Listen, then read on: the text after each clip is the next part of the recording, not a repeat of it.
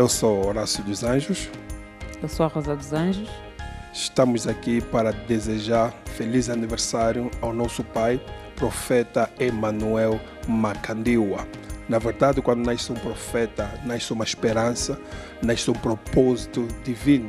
Acredito, Pai, que quando tu nasceste, nasceu uma esperança para o povo do Zimbábue, o povo da África e o povo de todo o mundo. Continua a ser a pessoa que tu és, humilde, que tem nos abençoado muito, mas muito as nossas vidas e o nosso ministério. Muito obrigado, Pai, no nome de Jesus Cristo, o Nazareno.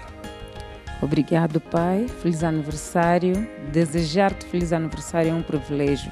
Assim como tenho dito que és um privilégio para nossa família, para o nosso ministério, para a nossa igreja. Festejar mais um ano de vida teu é um grande privilégio. Nós te amamos muito, muito e nunca seremos suficientemente agradecidos. Por tudo que o Pai nos fez. Feliz aniversário.